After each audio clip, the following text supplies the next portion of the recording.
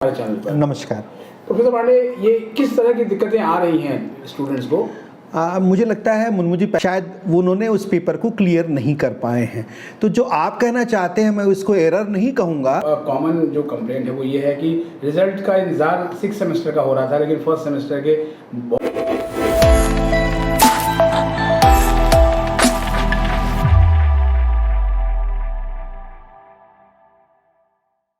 नमस्कार, स्वागत है आपका हमारे इस यूट्यूब चैनल।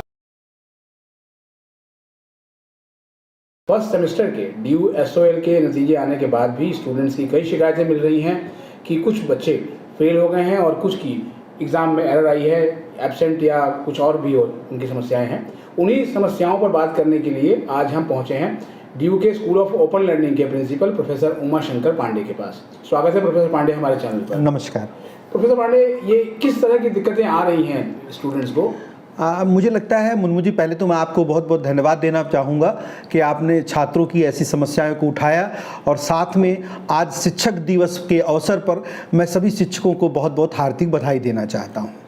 आपने जो प्रश्न पूछा कि अभी फर्स्ट सेमेस्टर के रिजल्ट विश्वविद्यालय ने डिक्लेयर कर दिए हैं, तो स्वाभाविक सी बात है जहाँ पे लाखों बच्चे होंगे वहाँ पे कुछ समस्याएं तो आएंगी ही। समस्या इन द सेंस कि कुछ बच्चे बहुत अच्छे नंबर से पास हुए हैं, कुछ के कम नंबर आए हैं, कुछ दुर्भाग्यपूर्ण से शायद उन्होंने उस पेपर को क्लियर नहीं कर पाए हैं। तो जो आप कहना चाहते हैं मैं उसको एरर नहीं कहूँगा।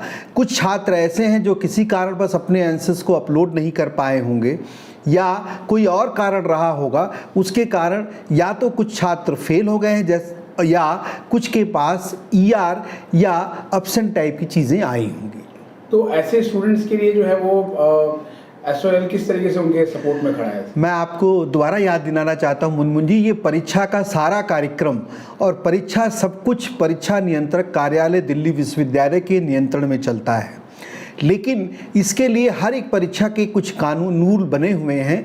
उन्हीं रूल को फॉलो करते हुए छात्रों को अगर रिवैल्यूएशन का फॉर्म भरना है तो वो उसको फॉर्म भर सकते हैं, और कोई टेक्निकल चीज़ की ज़रूरत हो जिसमें हम लोग मदद कर सकते हैं तो स्कूल ऑफ ओपन लर्निंग हमेशा मदद के लिए तैयार रहता है।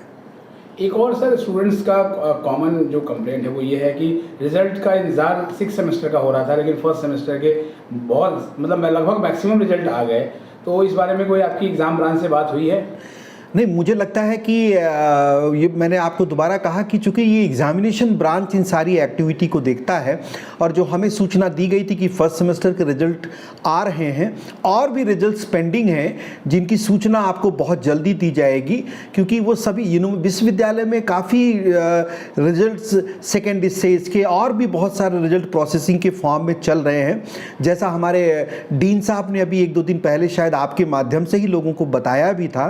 तो मैं ऐसा कहना चाहूँगा, परीक्षा नियंत्रक कार्यालय बहुत तेज़ी से बच्चों की समस्याओं को सॉल्व करने में लगा है और जो भी रिजल्ट्स अभी तक डिक्लेयर नहीं हुए हैं वो भी बहुत जल्दी डिक्लेयर हो जाएंगे। सर, 6 सेमेस्टर का जब रिजल्ट आया था तो उसके बाद एक पत्र आपने लिखा था विश्वविद्यालय को और आपने कहा था कि इसका जल्दी ही जवाब आएगा तो हम आपको बताएंगे। तो सर उसका क्या स्टेटस? उसका स्टेटस आपको शायद जानकारी होगी। उन सभी छात्रों के लिए रिवैल्यूएशन की प्रक्रिया शुरू कर दी गई है और विश्वविद्यालय उन सभी सब्जेक्ट्स में भी रिवैल्यूएशन के लिए तैयार हो गया है। तो सर वो बच्चों को रिवैल्यूएशन की फीस देनी पड़ेगी? देखिए, उसका एक प्रोसेस है। रिवैल्यूएशन की फ़ीस तो बच्चों को ही देनी पड़ेगी क्योंकि उसका एक प्रोसेस बना हुआ है। उसमें कुछ ऐसी भी चीज़ें हैं, अगर बच्चा पास हो जाता है तो रिवैल्यूएशन की फ़ीस यूनिवर्सिटी वापस भी कर देती है, ऐसी संभावना भी रहती है। तो ये आप उसके रूल्स को देख करके जब भी बच्चे चाहें तो वो जो एक प्रक्रिया है उसका अनुपालन करना होगा। तो यानी कि सर यह है कि बच्चों को चिंता करने की ज़रूरत नहीं है?